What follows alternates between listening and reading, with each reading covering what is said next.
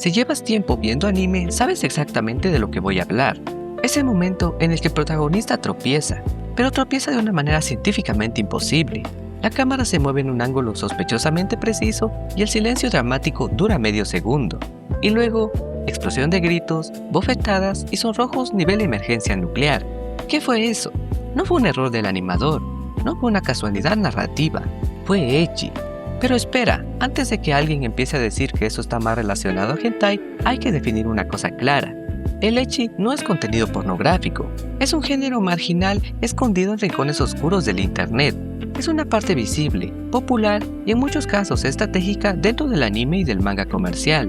Es ese ingrediente que aparece cuando menos lo esperas, a veces como una broma, a veces como un recurso de tensión romántica, a veces como reclamo visual. Y la pregunta real no es solo qué es el ecchi, la pregunta interesante es ¿por qué existe? ¿Por qué funciona? ¿Por qué se repite tanto?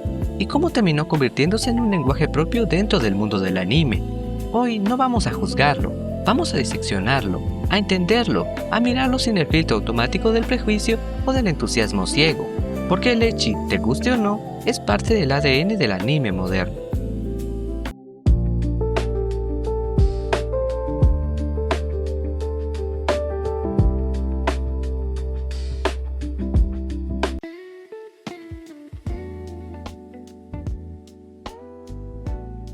Primero lo básico, el terreno firme. La palabra ecchi proviene de la pronunciación japonesa de la letra H, y esa H está vinculada históricamente con la palabra hentai.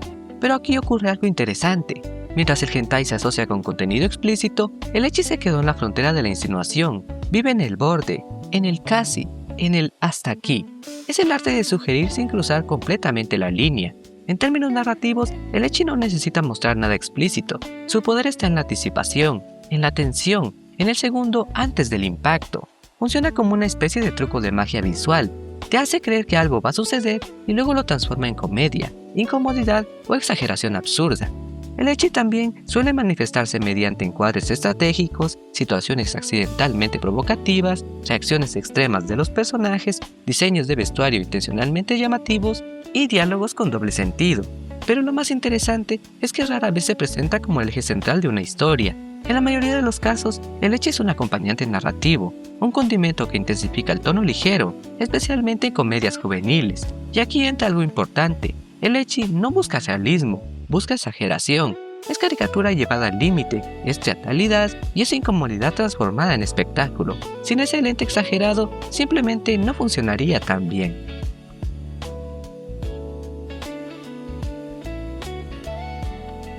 El ecchi no apareció de la nada. En las décadas de los años 70 y 80, el manga comenzó a diversificarse radicalmente. Revistas dirigidas a distintos públicos permitieron explorar temáticas más arriesgadas. La industria ya no estaba limitada solo a historias infantiles. A medida que el público adolescente crecía, también lo hacían sus intereses. Las historias románticas comenzaron a incorporar más tensión visual. Las comedias escolares empezaron a añadir situaciones más atrevidas. En los años 90, con el auge del anime televisivo y el mercado doméstico en expansión, el ecchi encontró un terreno fértil. La competencia era fuerte, las series necesitaban destacar, necesitaban algo que llamara la atención rápidamente, y el ecchi era perfecto para eso. No requería cambiar la trama central, no alteraba el género principal, pero añadió un elemento que generaba conversación. Durante los años 2000, el fenómeno se consolidó. Muchas series combinaron fantasía, harem, acción sobrenatural y romance con una fuerte carga de situaciones ecchi. Aquí el ecchi dejó de ser un accesorio ocasional y empezó a convertirse en identidad de marca para ciertas producciones. Y con eso vino también la fórmula: protagonista masculino promedio, varias chicas con personalidades contrastantes, accidentes sospechosamente recurrentes y tensiones románticas prolongadas. El ecchi ya no era solo un recurso, era parte del molde estructural de muchos animes juveniles. Y como todo molde, se replicó hasta el cansancio, pero también evolucionó. Algunas obras empezaron a jugar con el género de forma más consciente, incluso parodiándolo. El ecchi dejó de ser únicamente provocación y comenzó a ser también autoconsciente.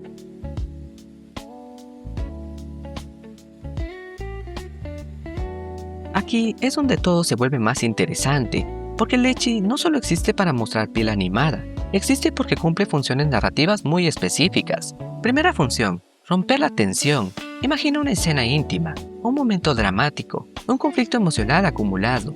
y de repente una situación incómoda absurda. El ecchi funciona como válvula de escape cómica, libera la presión y cambia el ritmo. Segunda función, acelerar vínculos románticos. En muchas historias, el contacto físico accidental provoca reacciones emocionales que empujan la trama. Sonrojos, celos, confusiones y negaciones dramáticas. Ese pequeño momento incómodo puede desencadenar capítulos completos de desarrollo romántico. Tercera función, establecer el tono. Hay series que dejan claro desde el primer episodio que el viaje será ligero, irreverente y exagerado. El ecchi ayuda a marcar esa identidad. Cuarta función, capturar la atención. En un mercado saturado, la imagen llamativa vende. El fanservice estratégico puede convertirse en herramienta de marketing indirecto. Pero aquí viene el punto crítico. Cuando el ecchi se integra con intención, puede complementar la historia. Cuando se integra sin propósito, se vuelve repetitivo. El problema no es su existencia, es su ejecución. Algunas obras logran equilibrar humor, sensualidad y narrativa. Otras simplemente repiten la fórmula sin añadir profundidad. Y ahí es donde nace el debate, porque el ecchi no es solo un elemento visual, es un lenguaje, y como cualquier lenguaje, depende de quién lo hable.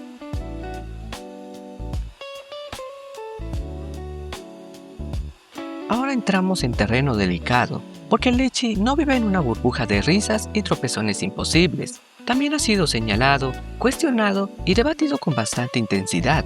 Una de las críticas más frecuentes es la hipersexualización de personajes, especialmente femeninos.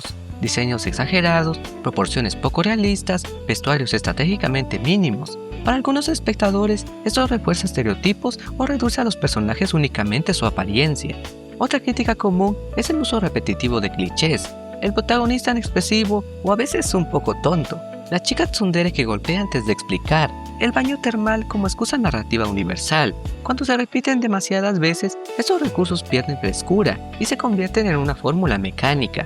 Pero aquí entra algo importante, el contexto cultural y la intención autoral. En Japón, la exageración visual es parte integral del lenguaje del anime. No siempre busca realismo, sino teatralidad. Muchas escenas que en Occidente podrían interpretarse como problemáticas, en Japón se perciben como comedia exagerada. Eso no invalida las críticas, pero sí obliga a analizarlas con mayor profundidad. Además, en años recientes, parte de la industria ha mostrado mayor conciencia sobre representación y equilibrio. Algunas series han optado por personajes más complejos, incluso dentro de marcos ecchi. El ecchi, como cualquier recurso narrativo, evoluciona con su público, y cuando el público cambia, la industria escucha, a veces lentamente, pero escucha.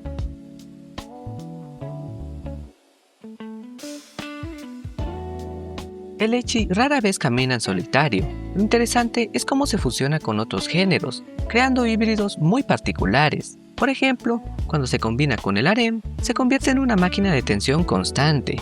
Múltiples personajes con interés romántico, dinámicas competitivas y escenas cargadas de incomodidad calculada. Si se mezcla con la fantasía, el ecchi adquiere un tono más extravagante. Demonios, diosas, súcubos, criaturas mitológicas, todos bajo las mismas reglas exageradas de la cámara estratégica y situaciones improbables. En comedias escolares, el ecchi funciona como un amplificador de la adolescencia. Esa etapa caótica, incómoda e intensa. Todo se magnifica. En historias de acción puede servir como un contraste. Después de una batalla intensa, una escena ligera ayuda a recalibrar el tono. Pero también existen obras que juegan con el ecchi de forma autoconsciente, lo parodian, lo exageran tanto que se vuelve comentario del propio recurso. Ahí, el ecchi deja de ser solo un estímulo visual y se convierte en sátira, en meta-humor. Y eso demuestra que no es un bloque rígido, sino un espectro, que puede ser sutil, puede ser descarado, puede ser paródico y puede ser estructural. Depende completamente de cómo se integre dentro de la narrativa.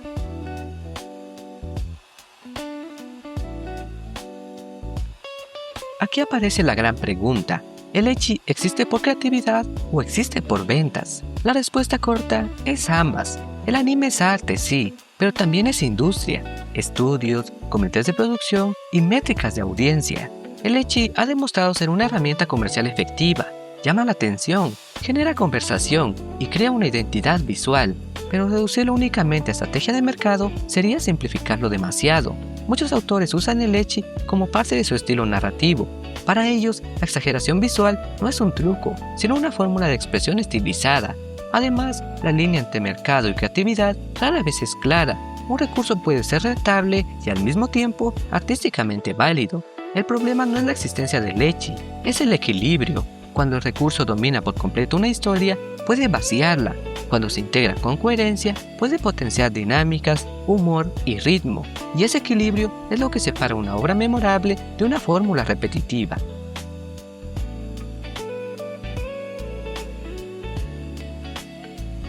Después de todo este recorrido, queda algo claro. El ecchi no es un accidente, no es un error cultural, no es simplemente provocación gratuita. Es una herramienta narrativa con historia, evolución y función dentro del ecosistema del anime y el manga. Puede incomodar, puede divertir, puede parecer innecesaria y puede ser parte esencial del tono de una trama. Su impacto depende del contexto, la ejecución y la sensibilidad del espectador. Ignorarlo sería ignorar una parte importante del lenguaje visual del anime moderno, pero aceptarlo sin cuestionarlo también sería simplificarlo demasiado.